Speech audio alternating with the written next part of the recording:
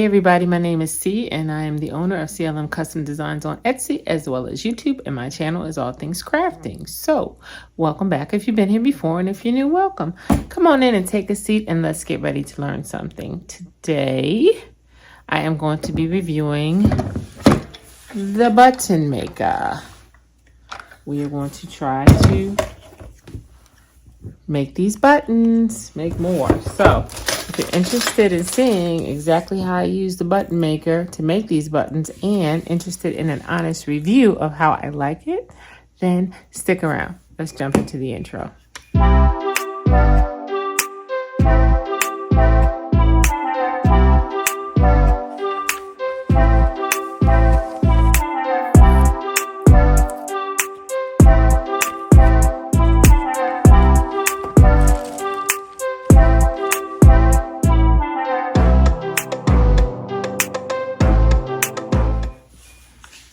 Okay, so let's talk about what comes with the button maker. Obviously, you get the button maker itself, and you get these two pieces in which you use when you're actually punching out your design. And then you get the die cut, which actually punches the holes. And then you get the top and the bottom piece that actually makes the buttons. Now with the machine, you get the medium version. So that's all that comes with it. Buttons do come in small, medium, and large, as well as square shaped and heart shaped. But again, the only thing that comes with the machine is going to be the medium sized buttons. So if you want anything else, you have to purchase it. So for me, I decided to go ahead and purchase the medium set. So a set is the top and the bottom piece to make the button, and then the die cut puncher to punch out your shape.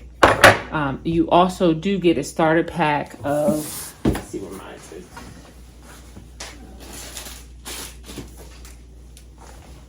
You actually get a starter pack of the medium sized button, the front, the back, and also the clear piece. So it would be, these are the front pieces.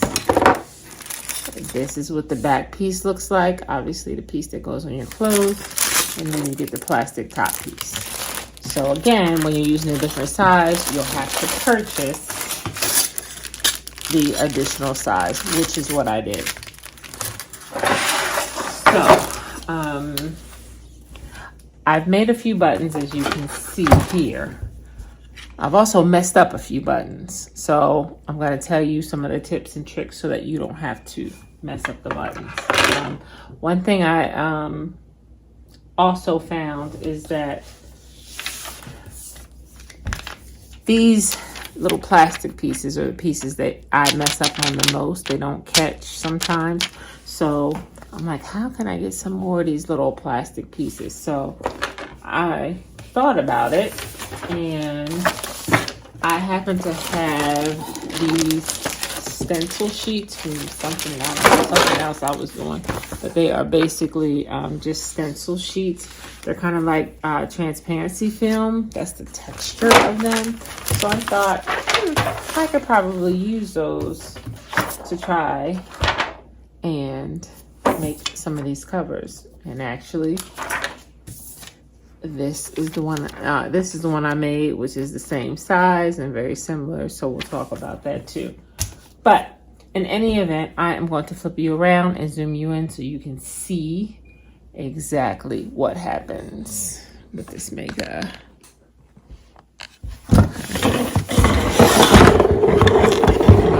Zoom in, okay? Hopefully you'll be able to see. Okay, so basically there's a top and a bottom to the maker, right? And it's little magnets. I don't know if you can see in there, but just little magnets. So the first thing you have to do is decide what picture or whatever it is that you want to make the button out of, right? So you go ahead and you print out whatever that is. So I'll just use this as an example. I'm printing buttons out for a play. Obviously, We Love You, Miss Hannigan. If you know, you know. what play that's from, Annie. So I already have that printed out. I'm going to put the base down in there, and then just this top, you'll see these pieces that are pointed out fit into these little groove pieces. And again, it's just a magnet, so we're just going to put it on just like that. You can do one of two things. This was a print and cut from Cricut. You could actually have your machine go ahead and cut it out after you print it, or you can cut it out like this. So I'll show you how to do this just with a random piece of paper. Hold on.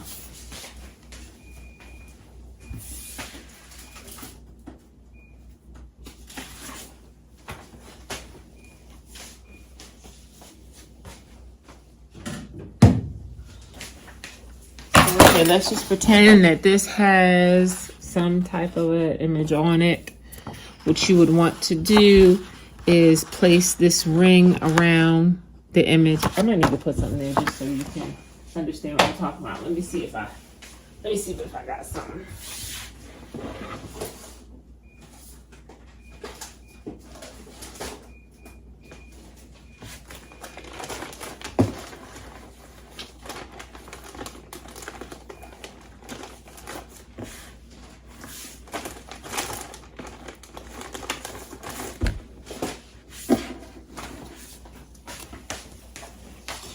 So for the purposes of this demonstration, I'm just going to use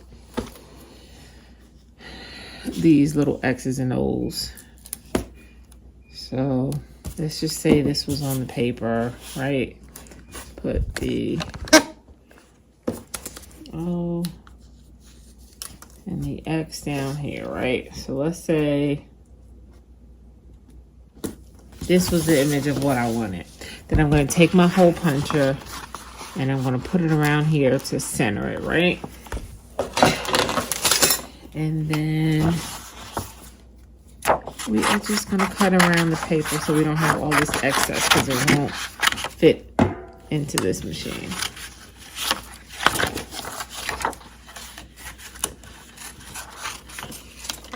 Okay, so we have this like so.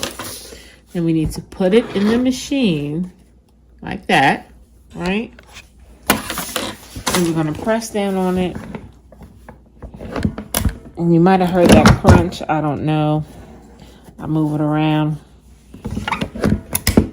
I just do it a couple of times just to ensure that it's cut all the way through. And then, okay, so then you get this round piece out, right? That's how that piece works. Hence, this is the piece. Same thing, right? So now that you have this piece, you need to switch these off. Take these off to get the pieces that make the button. And as you can see, this says top and this says base. So it will help you appreciate which way it goes on. So you put this in the base, and there's an arrow down here. I don't know if you can see it, but there's an arrow right here on the machine. So you just want to keep fiddling with this, and you'll hear it lock, okay? And then same thing up top. You just want the magnet to catch. Gotta fiddle with it just a little bit. Okay, and then it's just that simple. And as you notice, it has an A and a B on the base, and it has an A and the B on the top, right? So what we want to start out with is, and that came down.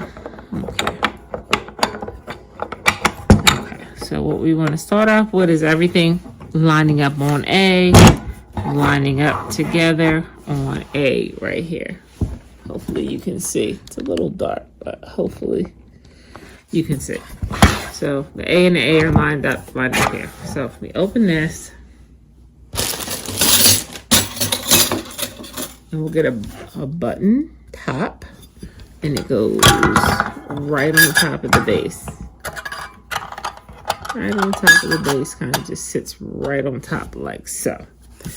Then if you notice, there's 2 notches on the base in which you use to center your design. You want to make sure that the center of your design is falling right on those notches.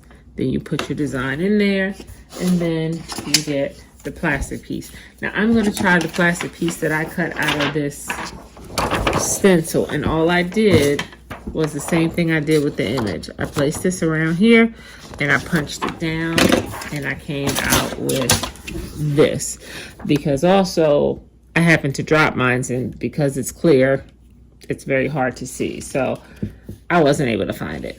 So therefore I am short a lot of these little plastic things, which is why I wanted to make one. We're going to see how this goes. This is slightly a little heavier than what this one is, but I'm hoping it's still going to work.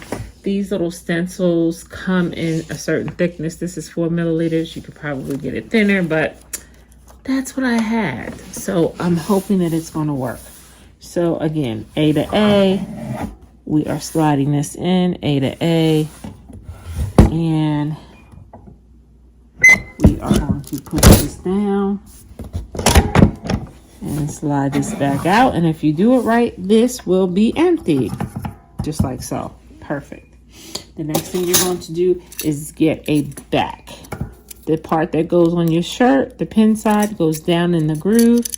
And again, you want to first slide this to B. Make sure that the B is lined up here with that arrow.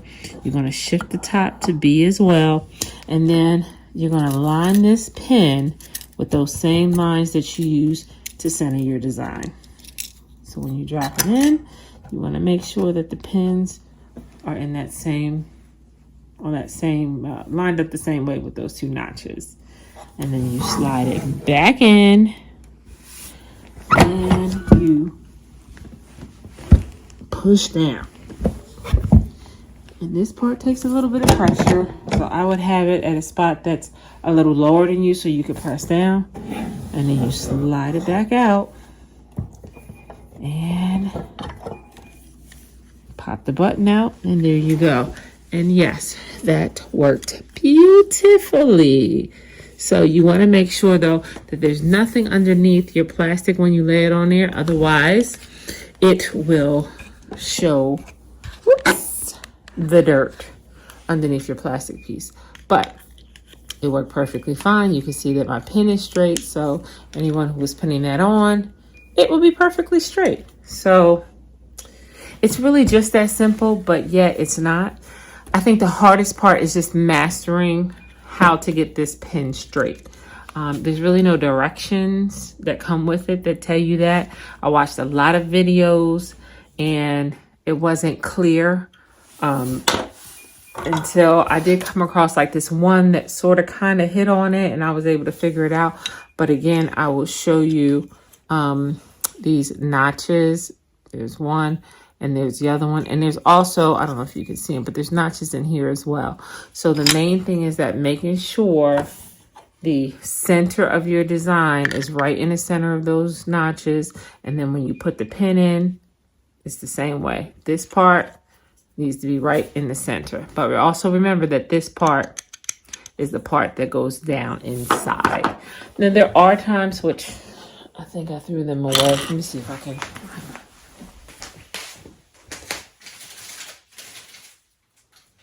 Yeah, here's a good example. Sometimes it doesn't catch the whole way. So you'll have a pin with all the sides looking pretty, but then there's this one side that doesn't catch. I don't really know the reason for that. I just say make sure your plastic piece is kind of really centered. I don't really know. I will tell you that probably when you first start out, you'll waste a lot. I probably wasted, I don't know, maybe like six buttons. So it happens, unfortunately. There have been times where the top piece didn't catch, you know.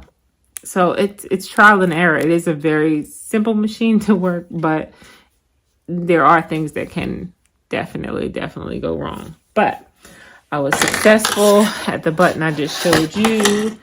I've made this button as well, and this button, so this is the large and this is the medium. So you can only imagine how small the small is, which is why I will not be purchasing that one. But there you go.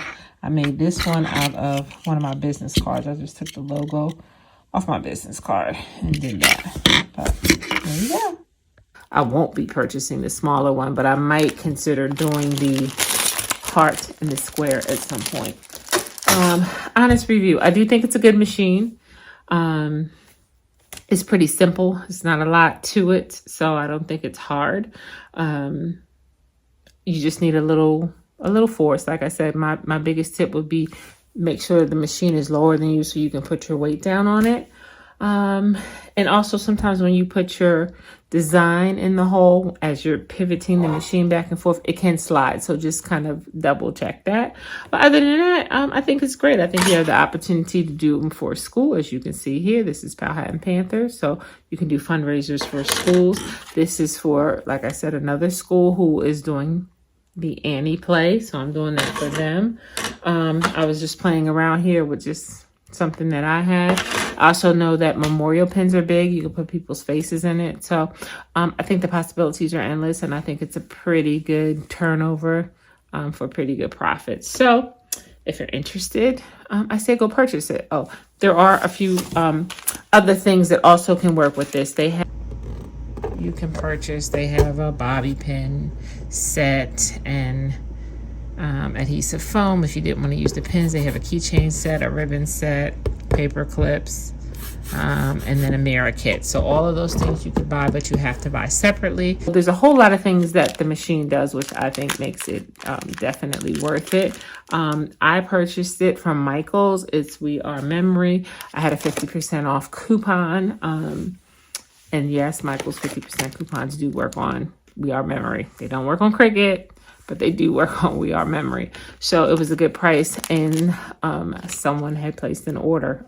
Prior to that, I hadn't really had a need for a button maker, but you know, when they ask, I try to deliver. So yeah, I got one. So now that I see the things that you can do with it, I'm pretty stoked. I also looked at, because I will say that buying the replacements are not necessarily the best bang for your buck getting them from Michael's or Joann's, but I did look and see that on Amazon, they have some less expensive refills because they're not metal. I believe they're plastic. So being plastic definitely cuts the cost down. And now that I can use my acrylic sheets, hopefully, I don't know how they sell it, if this is a part of it or not, but that definitely will cut the cost down too, as you mess up materials. So anyway, I say go for it. I think it's pretty good. If you have arthritis, you know, it'll take some getting used to. I do, but mine is not bad to the point where I cannot use this machine. But I think the kids would have fun doing that. And I also think this is something you can take to a craft show and you can kind of make right in front of the people. You just basically need to, some people take a printer with them, but just have a couple of different designs laid out, have them pick the design, and you can kind of put it together right in front of them, or you can even have the kid assist you putting it together. So I think that's a nice way to incorporate them, and it's a nice way to get them over to your booth because it's something that's interactive. So I've been thinking about that. Can you tell?